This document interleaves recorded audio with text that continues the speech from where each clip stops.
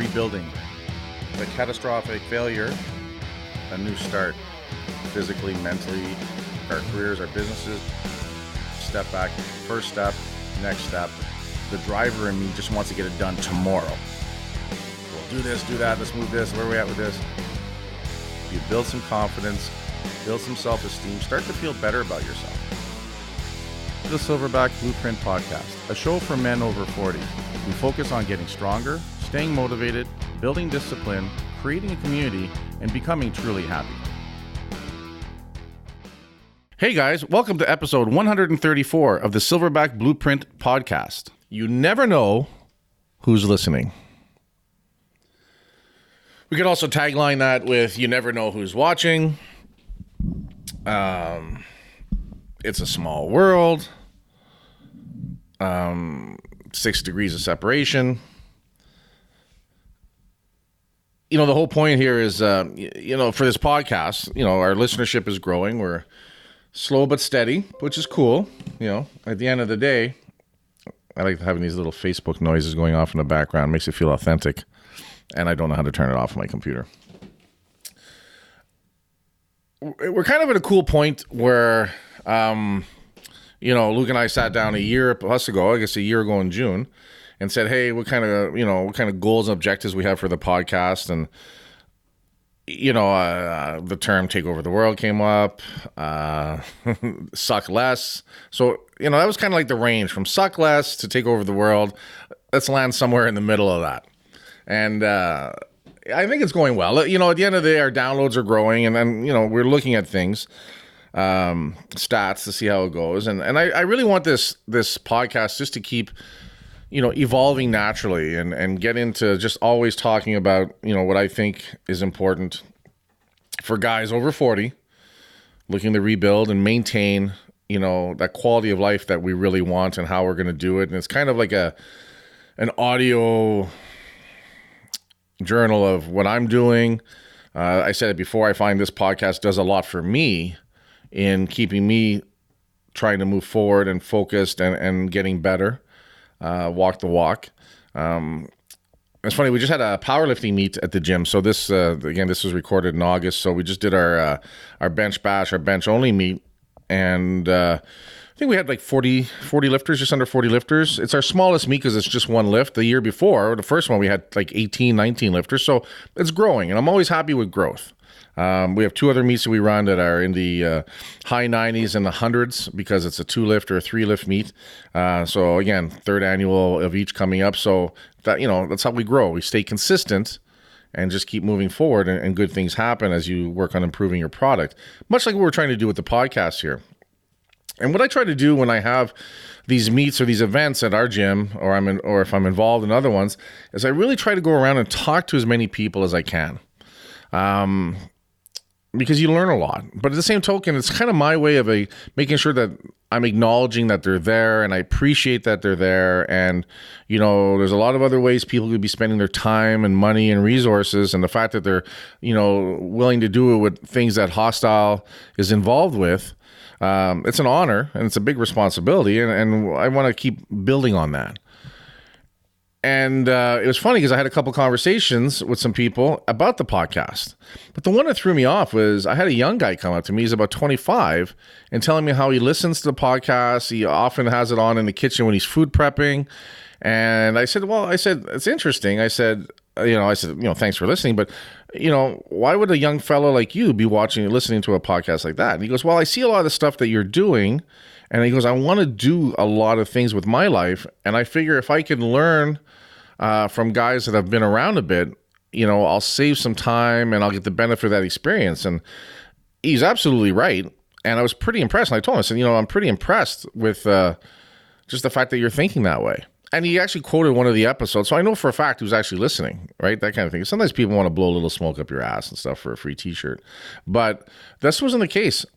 And then I have, many times run into people that tell me that they listen to the podcast, which is kind of cool, right? So there's no star in the Walk of Fame or anything yet and stuff like that. But you just never know who's listening to what you're saying. You never know who's watching what you're doing, right? Because a lot of people won't come out and tell you. right? Either they're too shy or they got too much going on. We had some people had a Joel Mott, guy that I've met through Facebook, ordered some shirts off us. He's down in the States in Florida. He loves the podcast. He's actually referred to it a couple times on a Facebook group that he belongs on for guys over 40 looking to get in better shape and stuff. And, I'm very appreciative of it, but it's always a bit of a rush when something that you're creating, that you're working on, starts to grow. And then these kind of things happen where seemingly out of the blue, someone's, talking to you about your stuff and your brand, and, thousands of miles away, they're excited to wear your shirt and stuff. And, it's cool. It's one of the things that I really love about what I'm doing is to see that kind of stuff grow. Anyone who starts a business or starts a brand, we deep down, we want to see it do well. But there's something to be said for something that we create, other people find to have value for them. It's very fulfilling. And it makes me want more of that, right? I want to see that happen more. I want to have those interactions happen more. I want to be able to put out good content that help more people. Because that's part of my makeup. I want to help people. I want to see people do well. I want people to make changes. I want people to be happy. And if I can have a small part in that, then I feel like I'm doing something that matters. I think another thing to look at about this lesson is that I think sometimes people aren't aware of just what they say and do gets out there. If you watch anything that I post on Facebook, 99.9% of it is very positive. Are there things that people post about my stuff or what I'm doing, in a negative way happening? Of course. Does it make me angry? Of course it does. I have feelings like anybody else. But I really work hard on not getting drawn into the drama of that stuff. Because nobody wins. Especially, if it's against you. You know what I mean? Like you have to take that high road. And that high road is hard to take. And I think that's why it's uncomfortable. There's a part of me, the old part of me, that just wants to fucking drive down wherever and just fucking smash that person in the fucking face. Because that's what I used to do years ago. That's how I used to react. But now that I'm older, now that I've, lived on this planet for a while, and I realize that's rarely the answer, if at all. And then part of the work that I'm doing on myself is to learn to try to control my own emotions. Now, that doesn't mean be a pushover. That doesn't mean take people's shit. Far from it. But it's to really sit there and say, listen, if I'm going to contribute something, if I'm going to put something out there, if I'm going to share something on Facebook or make a comment, I want it to either be funny, entertaining, or educational. Because those are the three modes of communication that I enjoy. And I like being in that situation. And even for me, a lot of the posts that I pay attention to are the ones that are funny or entertaining or educational. That's where I want to spend my time. That's where I want my energy to be spent, because that's what's going to help motivate me. And that's what's going to give me energy. And that's going to fuel me to move forward.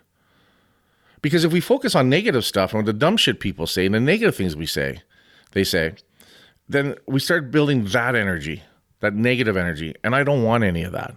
It's too easy. I've done it for too long. Every once in a while when something goes up that, shitty stuff, I'll have people, and when it's directed, either directly or indirectly at the brand or myself or whatever, I've got followers out there that will, want to defend me. I got followers out there that want to stir the pot and create more drama too. Don't think I don't know that either, right? Their lives suck, so they want to fucking cause turmoil and cause shit for someone else. And, you know what he said about you, this, and then turn around, you know what that person said about you, this, and they just go back and forth and they stir that fucking pot because they love the drama, or it makes them feel important or in the know. I've said this a long time ago, and I've taught this to my kids, and hopefully they keep listening to me, is that never put anything out on the internet you don't want the whole world to see forever. If people really thought that way, the fucking internet would be a lot fucking more boring, right? There's some shit out there that you just shake your head. You gotta assume there's a fucking camera everywhere now, because you don't know who's listening. You don't know who's watching. So assume that there's always people listening. There's always people watching. So do good things. Do positive things. Be proud of what you're doing. By all means, I fucking love it. I had one guy the other day message me. He goes, do you think I should keep putting these videos of my training up? I'm nowhere near as strong as a lot of you guys. I go, absolutely. Keep putting those videos up there because you're stronger than somebody else. And you're going to motivate somebody else. You're going to inspire somebody else. And it's good for you to document your training and to stay on top of your stuff and stay front and center with your own activities. The most part, you know what? There's a certain amount of truth that we're going to run into online. There's a certain amount of bullshit. There's some people that'll just post positive things and we think that their life is fucking hunky-dory. I get people think that about me. Must be nice. You have this, this, and this. I go, it's very nice. But you know what's not nice? The stress that comes with this, this, and this. The shit that comes with this, this, and this. But that's part of it. That's just the way it is. Tip of the iceberg, man. Whatever you're seeing out there, assume it's the tip of the iceberg. And on social media, the tip of the iceberg we see is usually the positive, happy stuff, the things that look at me, I'm doing this. Don't you wish you were like me? I saw a really cool post that Gary Vaynerchuk put. It was 2 pictures. The first one was talking about how, our grandparents survived the fucking Great Depression and World War II. And how today's generation lose their fucking mind if they don't have 1,000 likes the moment they post something up. And just to show the discrepancy and how soft we've become and how what we think is important now is so fucking crazy compared to what it really was important or what really is important today. But no one has a perfect day. No one has a perfect life. Ideally, we want to strive to improve that. Ideally, we want to strive to make things happen. And sometimes I'll share stuff. I'm famous for fucking all of a sudden just sharing a picture of a cat. And I remember the first couple of times people saw that, they're like, oh my God, what are you doing? I go, I like cats. And I thought that was a cool photo. Made me smile. Sometimes we just need a fucking smile out there. Not everything is about fucking PRs and fucking the latest release of this and, here's what you should do and Capra Diem. Those are important things. But at the end of the day, sometimes it's the little things, the innocent things that are really cool.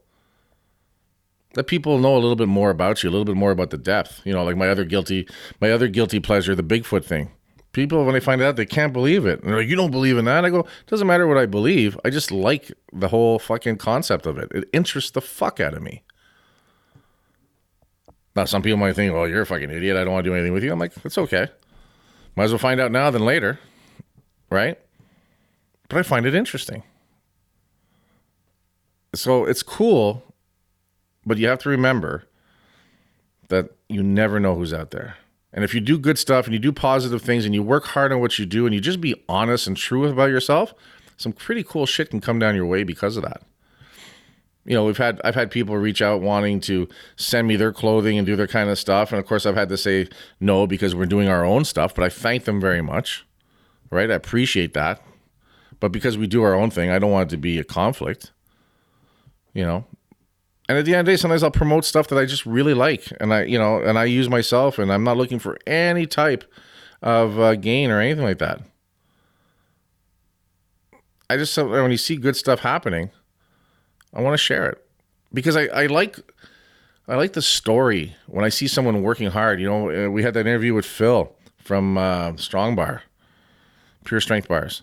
I love that story. I love the story of the adversity and the things he went through and how he's made changes. But I also love the entrepreneur story where he saw a need and he built something. To me, I really like that because I know how hard it is to get that going.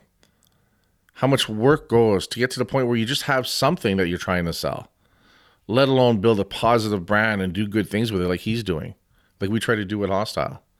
So much work goes into that. Late nights, fucking money on the line, stress. And to me, when I see people doing good stuff, if I can help them somehow, I want to help them. Because there's like that kindred spirit. I see that. I see what they're doing. I see other guys out there that are trying to do company stuff and business stuff and have their, their clothing line and their supplement line, and they're fucking douchebags. They're douchebags because they're arrogant. They're douchebags because of what they post and they do and stuff like that. I don't promote those guys because It's not something that I want to be associated with or a part of. Again, those guys need to remember that you never know who's watching. And that, to me, if we sat there and looked at a little bit more of what we're doing, how we're carrying on, how we're talking to our kids and our family in the mall, how we sit and talk to our employees, how we sit and talk to, people we know. If we started thinking that, hey, someone's probably listening to this conversation, how does it look to them? Would I be as angry? Would I be saying some of the stupid things or the shitty things I'm saying right now if I knew people were listening? Right? I'm not talking about, worry what people say about you and other people's opinion. I'm not talking about that. I'm talking about if there's someone you really respect and they saw a video you did where you were being a fucking douchebag, how would that make you feel? That's what I'm talking about. I'm not talking about the fucking haters who are just going to hate you no matter what you do, especially if you start to do good things and start to grow. Their animosity is going to grow. I'm not talking about those clowns. Not at all. I'm talking about people that you hold in high regard, or the type of people that you want to respect you. Think about, what if they were listening in on your conversations? What if they were sitting in and seeing how you plan your day? What if they were watching, how you handle a situation? How would you handle that situation knowing that? Would you handle it differently? Would you handle it better? I tell this to people when they're training and we're doing reps and sets and they're getting tired. I'm like, you know what? Focus on your form. Focus on the form like you're teaching someone how to do it yourself. Raise that standard. And that's really, I think, when it comes down to that, is that if you keep raising and working on improving your own standards for yourself and things that you're involved in, then it doesn't matter who's listening. We were talking the other day about bench. We had the bench meet, and there was talk about, technique, people getting called on not listening to commands and not doing things and stuff like that, and they're saying, well, it's a meet and this kind of stuff, and not used to it. And one of the things I tell them, for us, with our clients, we work on that technique from day one. We work on that technique every workout. And when we're getting ready for a powerlifting meet, we're working on those cues and commands for weeks ahead of time. Because you're being watched, you're being judged. So we train so that it just becomes automatic. Whether I'm pressing in the meet or in the gym or whatever, 9 times out of 10, 99 times out of 100, I have a pause, I'm in control of the bar. And that's something I've worked on really hard for years, so that it doesn't matter where I compete. My press is going to be good. I'm either going to get it or not get it because of the strength that day, but I'm not going to blow it on a command. I'm not going to blow it on a technical aspect, right? That's the difference. And to me, it's the same thing. If we start to live our lives with higher standards for ourselves, then those higher standards they'll shine through everywhere. Now, it's not easy. If it was fucking easy, everybody would do it. And even with the best of intentions, right? It's not easy. But we have to fight for those things. We have to carry on as if the people we respect were watching us and seeing how we behave. Now when employers look to hire people, one of the first things they do is they find them on Facebook. What are they posting? What are they like? What are they really like? Right? A lot of people aren't getting jobs because who they pretend to be sitting in that office, with their hair slicked back and some clean clothes on, isn't who they really are. So being true to yourself is super important. And then working on becoming a better version of yourself all the time is even more important. Because you never know who's listening and who's watching. I like to watch you guys head on over to Hostile Gear. Use the code Silverback to get 20% off and get some cool stuff for yourself. I'd also like to watch you guys head on over to iTunes and leave us a 5-star review, a 5-star rating, a positive review. That would be awesome. And as always, guys, work hard, motherfuckers. And I'll talk to you guys later. Hey guys, listen, thanks a lot for listening to this episode. If you know of someone who could benefit from this specific episode or even from our podcast as a whole, I'd love for you to share with them, bring them into the fold, get them to get to know who we are. As always, guys, with the Silverback Blueprint, my goal is to help as many men over 40 and 50 and into their 60s rebuild their lives and just live to the level that they want to live. And I really appreciate if you could help us spread the message, and that would be fantastic.